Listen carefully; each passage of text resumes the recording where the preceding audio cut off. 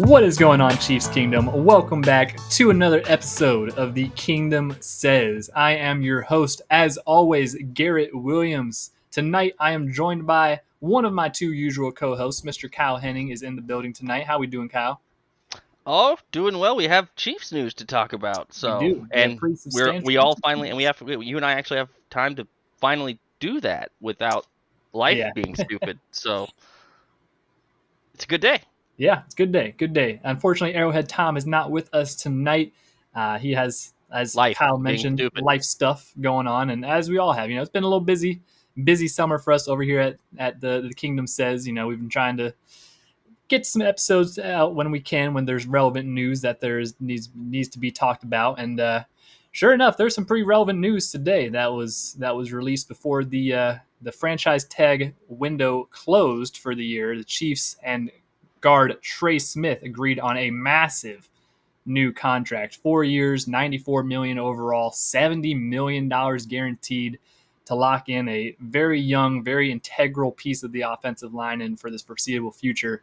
Kyle, I know this is kind of this is in the writing for a while. The Chiefs franchise tagged Trey back in February, and this was kind of the indication the whole time. I don't think anyone ever foresaw them not getting a deal done with Trey just because of what he means to the city and what he means to this team and how valuable he is and how he's just a fantastic guard, still young, 26 years old. So this was always going to be a thing. I feel like that number was a big number, and that's what we're going to kind of dive into today. But obviously resets the guard market, makes him the highest paid guard in NFL history. What were your initial thoughts when that finally was tweeted out this morning? Well, it didn't take until the deadline or an hour after the deadline for it to be announced, Yeah. which was nice because that's kind of what I expected it to be. By the time we got down to, about 2 weeks left, I was like, okay.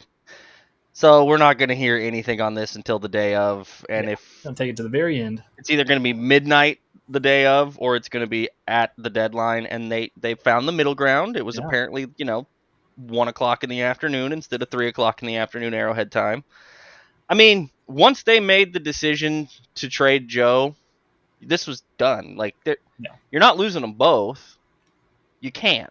No. And it was an expected thing. I think Trey ended up with a little more leverage than some people thought he might have. I think that's part of the reason you see the years at 4 and not 5.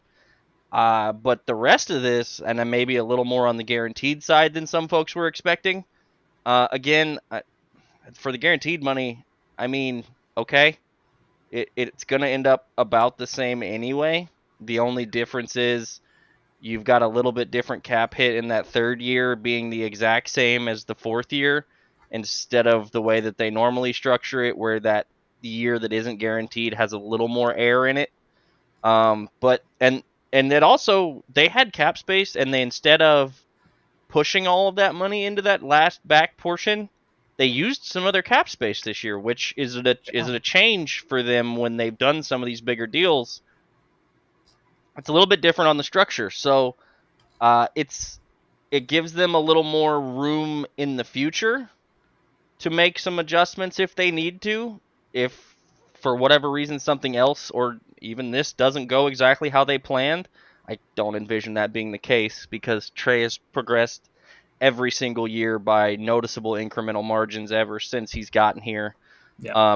In all kinds of areas, and you see all the work that he puts in the off season with Duke Manyweather, which if you don't know who that is, that's the king of the O-line masterminds. He's the guy that's basically training all of the offensive linemen that are premium in the league at this point. That he's one of the keys and cogs in that. Him and Creed are extraordinarily close, as everybody in Kansas City knows at this point. Yeah. You kind of had to do this at this point. And there's a lot of factors that go into this when you make that decision between Joe and Trey, because it was pretty much always going to be that.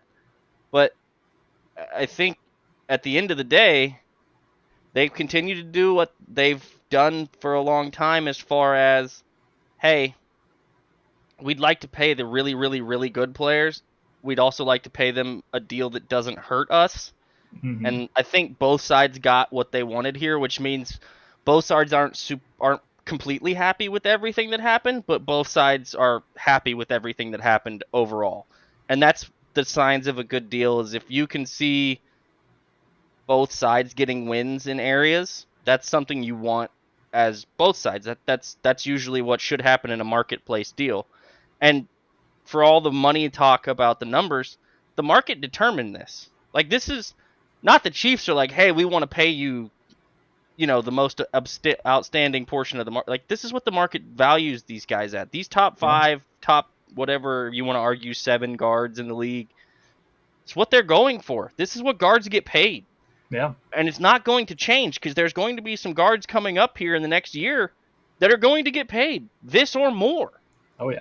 So, is it a solid chunk of the cap? I think it's 8% this year, and as the current sets for next year, it's like 9%. Okay, well, they were off by almost 10 million on the projection this year. We'll see where next year's goes. So that number may not even look as bad next season as quickly as that comes. But they got 17 million, I think, in signing bonus, so that's prorated out. So there's a whole bunch of factors. This is a good deal for both parties. I'm happy I'd say he's so. here. Yeah. He's earned every bit of it. It's a guy that Oh, yeah. should have probably been a second or first round pick, third Yeah, at it's the pretty latest if crazy you to listen to his agent. think of his story and how he even got to Well, this position. You know, all the crazy things that have happened along the way. You know, he was like one of the top players in the country when he was coming out of high school. He was like one of the number one rated people, I think, in all of Tennessee, which is where he's from. Ended up, one of the number one players in the country yeah, coming like out. he was like super highly touted, recruited. He goes to Tennessee, you know, had a couple of great years there, and then gets told like absolutely life changing information that hey, you might not be able to ever play football anymore because of these blood clot You things. might die. Yeah, like that's football aside, you might not like this is a serious health risk Yeah, for you that you have and these then blood clots in your lungs, and they get so you that know worked out. he battles through that. You know, he goes into the NFL draft, falls to the 6th round because of those, you know, concerns that teams had.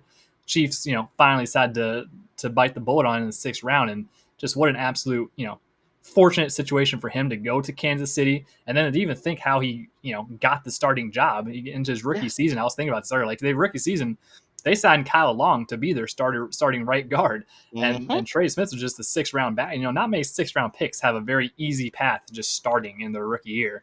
You know, and they signed Kyle Long, who's, you know, very experienced, a lot of multiple Pro Bowlers, all this stuff in the league. He ends up getting a leg injury pretty early on. Here's Trey Smith. Here's the What did it starting right camp? guard. Yeah, it was in camp. I mean, it was pretty. I don't even think. Yeah, I don't even think it was in training camp. It might have been mini camp or something. That Yeah, Kyle it Long was got early, injured. and you factor in the other stuff like his mom and everything else, Yeah. which that was the first person he put out on his Instagram was a picture of his mom, and Shout this one's out, for yeah. you. So, like I said, he's an A+ human being. He's Oh, an A++ teammate. If you didn't watch The New Heights with Travis, that should have been a pretty good indicator. Yeah, that was a great episode with him. Yeah. I mean, he's a leader in that room Oh as yeah. a 25, 26-year-old guy. Yeah, that's another big, you know, big part of the puzzle of why you're paying him to be that. Like he sets the tone of the whole locker room. The whole like he is one of those de facto leaders along with Creed to just he is the offensive line. Like he is the identity of the offensive line. He is what you want in an offensive lineman to be bought into the city and the team. Like it's just he's such a great dude. You know, that's just the biggest thing. You know, when I first see the contract, it's like what a great dude, what an awesome, you know, awesome person, what a more deserving person to get this kind of contract. And yeah, just the fact that he's so big of an impact both on the field, off the field, in the locker room, in the city. You know, he's a great ambassador for Kansas City and the organization as a whole. Like there's not a lot to hate about Trey Smith. You can nitpick his game all you want. No one's perfect at this point in stage. There's not a perfect guard out there, but you're betting on a guy who's 26 years old, who's, like you said, only improved every single year he's been in the league, only gotten better and better. And now you're rewarding him with, you know, he's a part of 2 Super Bowl winning teams. Just, yeah, you reward that guy. You're also projecting him to continue growing, and he's projecting himself to continue. So the other thing that usually happens on contracts like this is he going to be the same guy after he gets the money? Yeah. Right. Yeah, he is. Yeah. Why do I feel confident in saying that? Because he's shown he's the same guy no matter what. 6th round pick, 2nd round pick, starter, it doesn't matter whether they won in his first year. Like, it's never changed. It's always been about the work. It's always been I lose sleep about protecting Mahomes was a quote from the New Heights show with Travis and like, look, or maybe that was Kay Adams. I can't remember. He did a bunch of little media, but there's a lot of worse ways you can approach paying players. Look around the league. But paying a guy that you drafted, that you took the shot on, that everybody else passed on several times and said, no, he's going to be fine. We'll take that shot. And then he comes in and exceeds even your expectations, I would assume, based on everything that he's done. And no, he's not perfect. He's also improved drastically every single year. He's an athletic guard. He can play in space. He is physical. He can help you with the run game. Yeah. He's also a center point inside the interior, which, as if any team knows this better than the Chiefs, I don't know who it is, but the quickest way to the quarterback is through the middle. Yeah. Chris Jones demonstrates that all the time. And so you solidify not only the chemistry with Creed, which is a huge deal because you just paid Creed too. They're going to be here together for several more years. There's going to be a chance for this offensive line group, as it sits, to progress multiple years down the line to where we look at this and go, this is one of the better offensive lines the Chiefs have ever had. Not just definitely, this little era, ever. But just ever, Josh Simmons is a big factor in this, yes. Yeah. Kingsley at guard Kingsley's still a factor. Should be in. Jawan Taylor's last year is this year. We've known that. That's been expected. That's the other part of the Trey Smith conversation that I think gets overlooked a lot as far as the run game is concerned. He's basically blocking for 2 people in the run game over there. Yeah, the only reason the right side of the line has been a little shaky the past couple of years is not because of him. I'll tell you what, game. Because, now, Jawan Taylor's better in the pass game, but that's what they paid Jawan Taylor to do. A little bit, yeah. So there's pieces of this that it just all makes sense. And you were already going to be rebuilding the left side of the line because you still didn't have a left tackle that you were confident in last year, coming into this year. So if you're going to address one side or the other, address the side that you know you have an expiring contract coming off the books next year, basically, because there's no way they're paying him unless he has an Hall of Fame level season. Good year this and year, still, even then, I think they would probably be like, yeah, that's cool, take less or have a good day. Yeah, you're definitely you're I hope Jawan has the best season he's had in a Chiefs uniform. Oh yeah, that'd be great. But I don't think it's going to matter. Realistically, though, like you're by doing this, you're locking up another young core piece of the offensive line to build around for the next many years. Like that's a piece that you don't have to worry about. You can plug anyone in next to him at right tackle in the next couple of years, and we know that he's not going to be. That's kind of the same thing with Joe Thuney you had for a little while there, where it's like he's just a reliable guy. Like that's why you. And it's funny because people were a little crazy when the Chiefs paid Joe Thuney, and they were overreacting and saying it's they were paying him tackle money, and he was. I mean, I'm pretty sure he was the highest paid guard at that time in NFL history. The Chiefs gave him that contract, and it's like this is what the Chiefs' MO has been for the past couple years. Like this shouldn't be surprising. Like they've made a drastic change of how they approach their offensive line, right? Like back in the early years of the Mahomes era, you were prioritizing the tackles, and you had because you had them, which is also a big thing. But you're prioritizing money in that sense, and now the past couple of years during these multiple Super Bowl runs, you've prioritized the interior of the offensive line, and that's kind of the model to follow now. I mean, there's a lot of teams around the league who are trying to do that same thing, or trying to beef up the interior first and take off pressure from that way. And we've seen what it is to just pay a tackle because he's a tackle. Yeah. Orlando Brown Jr. exists, guys. Donovan Smith was here, ladies and gentlemen. They were paid more money than they probably should have been strictly because they were a left tackle. Yeah. Period. So a lot of the same freak out takes that I have seen today, and there have been plenty, and some There've of been them a from lot. people that are Yeah. extraordinarily smart, that are not, I swear, sometimes we don't think all the way through on certain things, that are up in arms about this, or massive concerns about this. And it's like, you had the same take about Joe Tooney, and then what happened? You Because worked out pretty good. we did the same. I feel like we've had a similar conversation to the conversation we had when it came to Trent Williams. Oh, we didn't get Trent Williams. Oh my God, how much money did they pay Joe Tooney? And Yeah. everybody freaked out. And then, oh, by the way, guess what?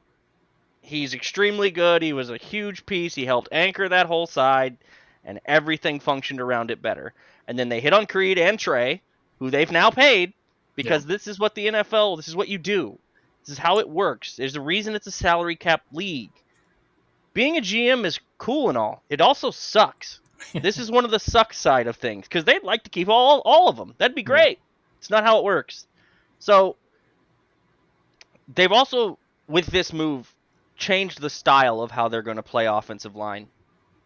This is going to be a different type of offensive line than the last couple of seasons. Well, they still have Creed, Trey, and Jawan, so what do you mean? Well, two of those guys have been playing out of their style a little bit to play with what was around them the last few years. Creed and Trey.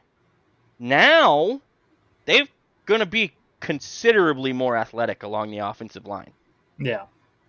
And it makes sense because you talk about how obviously you build an offensive line, and Creed and Trey were kind of one of the last additions. When they tried to rebuild, they draft Creed, and obviously you draft Trey the same year, and you don't expect him to take that big leap and become your starter. But all of a sudden it's like they're the kind of the added pieces. Now they're the core. Because now you build around them. Well, that was the year they signed Tooney in free agency. Yeah. And Orlando Brown Jr. Or who was it before Orlando Brown Jr.? Who at left tackle? Yeah, was it Fisher straight to Orlando? Yeah, because Fisher got hurt in the AFC Championship game. So I think Andrew Wiley was out there in the Super Bowl or something, and then they said, "Well, we're not." Well, the doing whole that offensive anymore. line was broken in the Super Bowl, and that Super Bowl they just kind of put pieces. So let's just put you. So over here, I mean, by that point, they had already had the two left side pieces and the right tackle, because that was, I believe, still when Mitchell Schwartz was still gonna be, but wasn't, but gonna be. Yeah, he was still And then Lucas Niang was a thing for like 5 minutes. Yeah. Because that injury never healed. No. And that's another testament to Trey. He's been absolutely bulletproof since he's gotten here. I think he's missed one start. One start out of the 4 years that he's been here now. Yeah, one game. That's pretty good. That's what you want to try to lock down. You want a guy who's showing up every day, who's giving great attitude. Joe Tooney really good at, Garrett? Joe Tooney, I mean, he was a technician for sure. He was definitely. But what's his best ability? Availability. Yeah. He never missed. Yeah. Put him at He's a robot, right? We heard about it all the time. He never missed. And I don't know that, and not saying Trey is position versatile as Joe, because what Joe did is still one of the most insane things I've ever seen. And offensive linemen everywhere told you that's not normal. You're not supposed to be able to do that. So I get a little bit of the freak out with letting Joe go and then seeing him get $17 million or whatever instead of 23. Yeah. Sure. Joe Tooney is 32, will be 33 this year. Trey Smith will be younger than Joe Tooney is now if they let him play all 4 years of this contract. Yeah, I mean, that just seems basic team building 101. And I love Joe, and he is a dog, and I wish we would have been able to pay him as well. But it's just not realistic. And if you're having to make the decision, you're investing in the future. Not to say that Joe doesn't have a couple years left in the tank. He definitely does. But Trey Smith, you're building this guy for the future. This is, you get him for 4 years, you give him another contract after that. You got a guy who's anchoring your offensive line for the next 8 decade. years, 9 years. Yeah. Same with his guy right next to him in the middle. Yeah, exactly. Those two, you keep those two pieces the same in place for the next decade, I think you're going to have a pretty good offensive line. No offense to Joe Tooney, but it's just unless he's playing until he's 40 years old. It's just not happening like that. This is what New England made a 20-year run out of. Yeah. Hey, we're going to be a year or two early on getting out from underneath a guy than a year or two late. And then, if said player ends up not having a great or isn't a great fit or whatever with whatever team pays him more than we were willing to pay him, we're going to get him back, whether they cut him or we trade him a 7th in 4 years for him. Yeah, we're gonna get him back And for then he peanuts. comes back and you got him anyway. Yeah. Yeah, So that's been the theme that the Chiefs have been trying to do the past couple of years too. I mean, we've seen it. They let McCole Hardman go, they let Tyreek go. You let L'Jarius Sneed go. There's some of these guys who are definitely deserving of contracts, but it's like, ask the Titans fans how they feel about the L'Jarius Sneed contract. yeah, yeah, Ask Dolphins fans about the Tyreek Hill stuff. yeah. Even that, The that's Jets. that's the big thing. Ask McCole Hardman how he felt about going to the Jets. Yeah, he didn't stay there very long, and that's why it's Then he surprising that came people back are and caught a Super Bowl winning touchdown. Super Bowl winning touchdown. So, Yeah, like, look, it's very guys, surprising that people are like upset about this when it's like, this is, like you said, this is how the Patriots did their whole dynasty the whole time. This is the whole theme. And then on the other side, we've seen John Dorsey be a year or two late on players, and all of a Or sudden five. or a couple, yeah. And then all of a sudden you're stuck with big contracts of underperforming vets that I love Brett Laurent Veach had to Duvernay come in Carty. and fix Great things human. up. I love Larry. Great human. A+ person. Yeah, LDT. There's no world where he should have gotten paid what he got paid. He could there. It was almost impossible to live up to that contract. I mean, shoot, With even his Eric Berry, and age, I love Eric Berry, but Justin Eric Houston's Berry, another one. yeah, Justin Houston too. It's like you're paying these guys a little too late, and then they end up with really big inflated contracts, and then injuries get to them or whatnot, and structuring them terribly. The structures are pretty bad too back in the Dorsey That era. was even more of the issue with Dorsey. Was just some of the structure stuff, but it's a business. It is. And in this business, you have to run projections and models and weigh all these factors. And like I said, they've been playing a style of offensive line that Andy Reid is not accustomed to playing for the last couple of years because of the pieces that they had. And this opens them up. Everybody on my timeline for the last 2 years, where's the screen game? Where's all the other stuff? That's his bread and butter. Why aren't they doing it? Well, who was gonna do it? If you can only run it to one side, the defense knows it's going to that side. It's a lot easier to blow it up when you know what's coming. You saw that in the Super Bowl. The Eagles looked up and went, "You can't do certain things, so we're just going to bank on you doing the things that we know you can do, and stop those." And they did, and it cost them. This is an adjustment, again, by the front office after losing a Super Bowl in a way they felt that was unacceptable. They did it in 2020. It was terrible. It was awful. Patrick was running around for his life on one foot, and yet they then went to 3 straight Super Bowls, won 2 of them. It happened again in this last Super Bowl, the third one that they went to.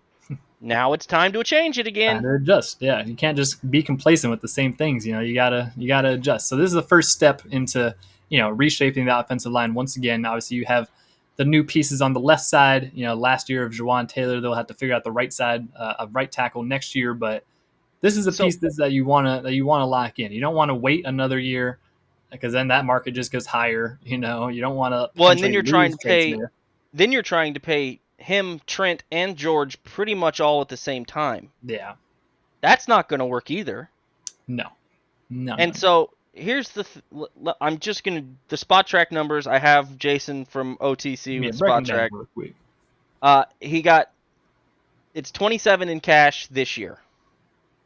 It's 46.7 guaranteed at signing. It's 67 million in the first 2 years in cash. The 27 salary locks next March, which is the 3rd year of the deal. Mm-hmm. It's 70.9 million in basically guaranteed money. Yeah. The cap hits are as follows: 14.25 this year with about 9.5 million, 9.1 in savings from the franchise tag. Right, which is a pretty good savings. I mean, that's a significant amount of savings for sure. Well, and if they can somehow manage to get Trent to agree to a deal between now and the start of the season, they can roll some of that cap space because they still have to pay Norman Lott because the freaking That's Browns so and the funny, yeah. Texans decided to torpedo the rest of the league on guaranteed contracts for second-round picks.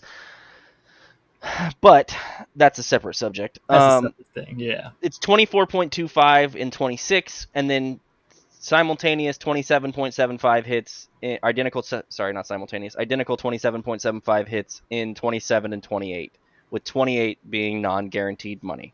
Now, when they did the Tooney deal, and we got to those bigger numbers, they went back and said, hey, what if we convert some of this to signing bonus or to cash up front, and then we can spread that cap hit out, and then and then, or if you get to 27 and you want to talk extension, you can, because 28 is funny money, and you can guarantee out 4 more years and bring the number down, like we talked about with another contract if he continues to progress as he has every year that he's been in the league, and he's now entering his prime. That's the other part of this conversation.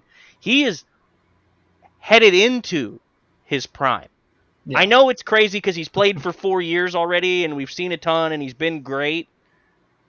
But he's getting ready to go towards where we see guys get to their peaks in this next couple of years. They can go till mid-30s, so it's like, right. Yeah, he's easily entering. Like, this is the time to lock him up for sure. So you factor all of those things in, and then I do want one more thing from Over the Cap from Jason, who does this as his livelihood. Mm-hmm. Looking at the numbers, I'm pretty surprised that Smith took this contract from Kansas City. He probably left money on the table by not playing out the tag and heading into free agency next year. Almost undoubtedly so. Yeah. Because numbers go up. It's just the way that this works. Every year the salary cap goes up, so that means Jerry Jones gets murdered all the time because he waits too damn long to pay anybody, and then he ends up paying more than anybody for guys that he probably shouldn't be paying the most to of anybody in the NFL. He's done it like 5 years in a row. You remember the Zeke Elliott contract, guys? Remember that? How about Dak Prescott? He's getting ready to do it again with Micah Parsons, and it's not even Micah's fault. Micah's phenomenal. He's still going to end up being technically overpaid because Jerry waited too damn long. Because now Myles Garrett has set it at an absurd number, and Trey Hendrickson and TJ Watt want new deals. Mm-hmm. Mm-hmm. Ask the Bengals how not paying Trey Hendrickson early has worked out for them. Exactly. Now you got to compete with other, top talents on the market. Like that's why you lock them up as quick as possible, as early as possible. That's why hopefully they'll get a deal done with Trent soon enough, which, per our guy Nate Taylor, who's newest ESPN guy, that seems like to be the next. Shout out to Nate on his first appearance on ESPN Network Television today on NFL Live. Went out and crushed it.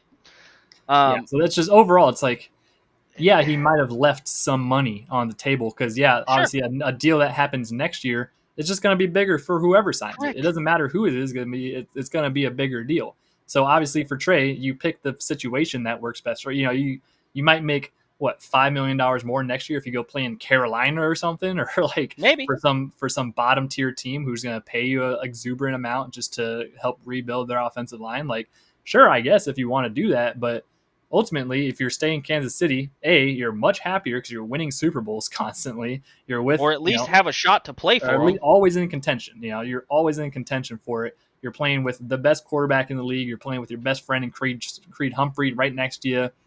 Everything he does in the city, all the brand deals that he has, all the different You're a leader. things. You're a guy in that locker room. You have a voice in that locker room. That may not be the case everywhere else. Yeah. Especially for a position like guard. Yeah, you're established in your city. That's the thing. It's like no one likes to move. All of a sudden he has to move. I mean, he might move to a bigger, nicer house now, but he's not like he's moving a whole. You don't have to uproot your whole life. Yeah, exactly. And you have a basis here in Kansas City. You've had so many memories. The reason I brought up that comment from Jason is about the overpay conversation from others inside the kingdom. Yeah.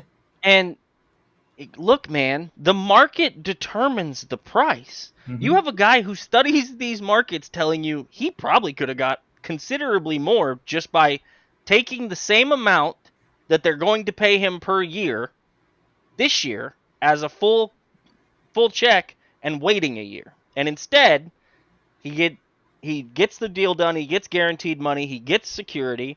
Yeah, He doesn't have to go 70 million 5 guaranteed. years because he had leverage. Because I think Kansas City wanted a 5-year deal, and I think Trey's team wanted a 4-year deal. Yeah, And judging by the not so subtleness of Nate's comments on Only Weird Games, that's basically exactly what happened. And he probably got a few extra million in guarantees. Partially trying to make up a little bit of being the 6th-round pick who was getting paid peanuts for the last 4 years to help take you to 3 straight Super Bowls. exactly. And just, And so, you just talk about like how you build a team and how you build rosters. Like this is setting an example for everybody else. And we talk about that every single time you pay a big guy, in-house, like an in-house guy, a lot of money. It's like Chris Jones. That's setting the precedent. If you get drafted by this team and you perform well, you get paid by that team. You don't have to go to Nashville or Carolina or some random or Jacksonville to get paid Chicago. to be, just because you accomplished your job. Like that's what people don't understand. It's like, yeah, you want to take the money of the place that you've been and you've worked so hard for to build up this culture and build up this team. It's like, why would you just give that up for another couple million just to go somewhere else? And then it's like, I don't know. That never makes sense to me. And that's what we talked about. That's what we've watched play out. You think Tyreek is happy in Miami right now, guys? No. He was throwing a fit about them trading Jalen Ramsey, and what'd they do? Traded Jalen Ramsey. Jalen Ramsey, yeah. He was. And Jonnu. I know he's close to Jonnu too. Yeah. Like, if you could give Tyreek truth serum, and we may get it here once he leaves Miami. Yeah. And that day is coming sooner rather than later. Yeah. He may tell you publicly, yeah, I probably should have just taken the little bit less, stayed there, and stacked some stuff. Bolstered my Hall of Fame resume, bolstered my Super Bowl trophy cabinet, bolstered all kinds of things. Stayed away from a couple of the distractions, Miami. God. Which we all talked about was like, hey, he didn't have a lot of those issues in Kansas City because it's a lot harder to have some of those issues in Kansas City. You have to really, really work for those issues in Kansas City. You go to Miami or somewhere like that, it's Miami. It's if you've never been to Miami, even as a regular Joe generic person, it's very easy to find yourself in trouble without much difficulty. It's a city that doesn't go to sleep very often. Mm-hmm. There's a lot of opportunities to find yourself into issues that you would never find yourself anywhere else. It's just a lot. So there's a lot that factors into this, but this deal doesn't cripple them. This is the other thing I keep seeing. Well, they paid Trey, so now they can't pay Trent or George or what? No. That's not how that works. First of all, they have more cap room now than they did before they signed him. Yeah. Is cap allocation for paying great players important? Yes. Is it important to not play good players, great player money? Also, yes. Yeah. That's what we talked about with John Dorsey. That is not what this is. This is not this guy's 30. We've seen his prime. Now we're paying him a huge chunk, and this may be a problem. That's kind of what might have happened if you paid Joe Thuney a crazy amount of money, or even close to what he got in Chicago. And so I understand the apprehension because of it's a guard and it's so much more than any of the other guards. But the NFL is also changing. What are defenses doing? They're getting smaller on the back end. That back seven is a lot smaller than it used to be. Linebackers these days, it's so much smaller, a lot more pass coverage heavy, Interiors are where they're beefing up unless you're just an obscenely elite edge rusher. If your name isn't Myles Garrett or JJ Watt or Trey Henderson, the other Watt. Sorry, TJ Watt. They're both, JJ Watt too. You both gotta watch out for monsters at the edge. Unless you're one of those guys, a lot of teams are edge rush by committee, and their horses are inside. And especially with some of the big developments. Look at the Eagles. interior guys too. Like, the Eagles ran Nolan Smith and Montez Sweat at ends last year, yeah, while running Jalen Carter and 3 other animals inside.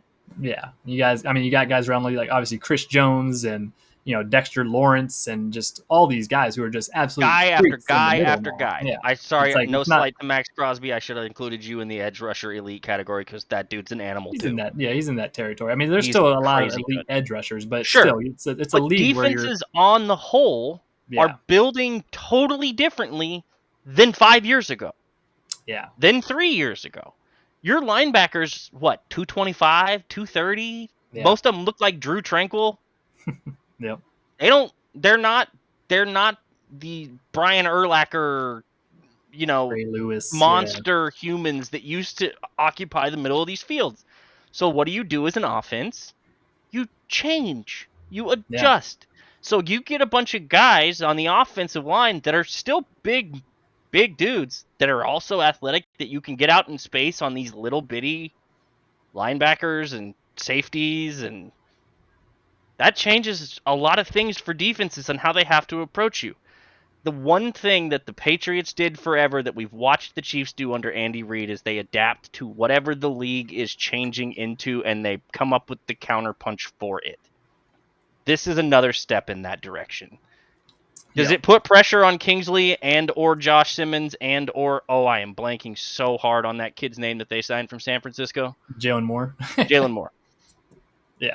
I didn't want to say, I almost called him Sky Moore, and I knew that wasn't right, so I wasn't going to go down that road because I didn't want to get yelled at by the comments. You're right, Moore, yeah. Because Moore may be your option at right tackle for when Taylor leaves. Because remember, they have him on 2 years, and they have some guaranteed money in that second year, so he's probably going to be here next year. Yeah, and he's still much cheaper than a lot of other options that you might have at right tackle, especially if he's serviceable, yeah. So. And especially if you don't have to go pay one in free agency, because how did we get into the Jawan Taylor contract problem, guys? We had to go get a tackle somewhere. Had to be. And it happened to be Jacksonville's right tackle. Yep. And then it was, he's going to play left tackle. Not so much. Psych. Yeah, as Mitch Schwartz has said about 1,000 times. Yeah, that's not so easy of a switch because you're just don't completely change size flipping like your that. body. Yeah. So exactly. Ultimately, this is just a great deal for both sides. Really happy to have Trey Smith locked in for the next 4 years, and now you go. Now you start kind of working on some of those other young pieces. Obviously, next up, Trent McDuffie and George Karlaftis are going to be the two biggest topics of contention. Hopefully, I think the ideal world is you get Trent McDuffie locked up here before the season at some point, maybe even before training camp. I don't know, or by the end of the training camp. But that's the goal. You got to keep building now. You have some space. You can kind of do some things. You have more versatility. Those two players were first-round draft picks. Mm-hmm. What do first-round draft picks come with? Fifth-year option. Correct. Yeah. So that means, as it stands right now, they have at least 2 more years of control options with one of those guys, and they have guaranteed 1 more year with both of those guys of control, because they can 5th-year option both of them for cheap, and then they can tag one of them. And I'll give you a hint. It ain't going to be George that gets the tag if it goes to that point. And I love George, but it ain't going to be George. Yeah. So, we'll... Trent is the next step. Trent is the next one, But I also think what we're looking for next. Part of what they did with this deal was with some of those conversations already had for a couple of reasons. One, they left more money in Trey's deal, but also got cap savings because they know they need to be able to sign Norman Lott still, and they know they're going to need to be able to maybe have a little bit of money available for a free agent at some point this year when you identify a need or a vet gets cut like a couple of years ago with T-Sizzle, Chiefs legend Terrell Suggs. I'm sure Ravens fans are going to like that one. I don't care. Something like that. But also, that money can do what? It can be rolled into next year. Roll it over. Yeah. So you have more next year, yeah. The other part of this is, who's Trey's agent? I believe the same agent that Trent has, if I'm not mistaken, right? CAA, yeah. And I believe both of the agents that work with Trey also work with Trent. Yeah, I'm pretty sure that is the case. If I had to guess, there were conversations during the Trey negotiations along the lines of, hey, yeah, sweet. I also need to pay him, and we need to make it work for both parties Oh yeah, too. I mean, talking to the same person, just hey, by the way, I'm glad we shook hands, got this deal done. Let's get another one done. Well, even before the handshake was done, Oh yeah, it was probably along the lines of, cool, gonna get Trey as much as we can, but we also have to leave enough room to give have to figure out Trent how to as much structure as we this. can. Yeah, so you can get Trent Because in it you too. know what he's gonna need, especially we saw Sauce Gardner's deal today. Mm-hmm. He's at 30.2 AVV, but some of those guarantees looked a little wonky. Anyway, that deal was also interesting if you're in the NFL news side of the things. That Sauce got a extension done today. Yeah, that money was a little different than what I anticipated it being from the guaranteed perspective, but not surprising. But now, pretty much all of the major corners have been paid. Now, Surtan's probably due up again, I think, next year or maybe the year after, getting close on that deal. I think Surtan got paid 2 years ago. 2 years ago. Yeah, right. He's already like outside the top 5, I think, in top paid value now. Now the thing for Kansas City is, like we just talked about, how quickly can we get Trent done? Yeah. Now, as longer you wait. From Trent's side, I don't really feel all that much in a hurry to get it done right this minute. So there's give and take to both sides. Because all the other big ones have come out, Derek Stingley, Sauce Gardner, like there's not a lot of other huge corners coming up. So I mean, Trent's gonna dictate the market, whether it's in the next month or the next 6 months. So with that deal, if you're Kansas City and you're Brett Veach, I look at the Sauce Gardner deal and go, okay, there's the baseline. Yep. Now let me move this slider up here a little bit and this one over here a little bit, and then move this one back here a little bit and move that one there. What about this? Better, because we're better at structuring contracts than the Jets probably are. Yeah, and your owner isn't in the way all the time. He kind of just answers the phone and says, how much more money do you need kind of deal, which $67 million in cash over the next 2 years for Trey. It's getting a lot harder to call Clark Hunt cheap, but I still see people doing it. So people are still going to do it. Yeah, people are still going to do it. It's a good problem to have, because that means you've evaluated talent correctly in your drafts over the last several years. I saw something along the lines of, I think 4 or 5 of the 6 that were basically ready to be extended have been extended, and there's still like 8 of the players from one of the drafts on the roster that are either rookies or haven't been, you know what I mean? Yeah. So things like that I have to go find. I think it was Matt Derrick that tweeted that out. So go find Matt, Chiefs Digest, all that. But that's what you want. You want to make these difficult choices, and you're going to have to move on from some guys like Joe Tooney. But it's also, and they've moved on. We talked about several other guys. But they also have to pay guys too, and this is another step in that. It's another piece of your core that gets the deal, that gives him, hey, we respect you and everything you've done, but we also want you to continue to keep going and move forward, because we'd like to pay you again here in a few years. So I'm good. I'm happy with this. I'm happy that they got it done. I'm happy for Trey. And this, like I said, it's a deal that both sides probably left the table going, I wish we could have got that, but we didn't. Yeah. But also, I'm glad we got this, and that's good. Yeah. So with that, I think that about does it for this episode. There's not much more to talk about. Chiefs are going to training camp next week, so we will be back before then. We promise we will be back to cover training camp at its start and keep on rolling into this summer. Busy once times. Once that kicks, we're back. Yeah. Once we got guys on the field again and real football going on, you're going to hear from us more. So. But it was great to hop back on, talk some Chiefs, talk some Trey Smith, and we appreciate everyone for continuing to rock with us. It's going to be another great year, I think, for the Kingdom Says, and we'll get Tom back, and Randy will be here still, and we'll have guests, and it'll be just a real fun time. So, thank you all so much for tuning in and watching along, subscribing, and everything. Be sure to check us out: Facebook, Twitter, and Instagram at Kingdom Says Pod. Be sure to check us out on YouTube, The Kingdom Says, over there, podcasts, Spotify, Apple Music, wherever else you get podcasts at. Find us on there. If you don't mind, leave us a 5-star review, leave us a like, go subscribe to the YouTube, all that good stuff. We really appreciate it. And yeah, I think that about does it. We will be, once again we will be back sooner than we were last time. You know, just life and things like that take a toll, but yeah, we got Chiefs football finally upon us, folks, and get ready because it's gonna be a damn good year. So thank you all for tuning in and watching once again, and we will see you guys on the next episode of the Kingdom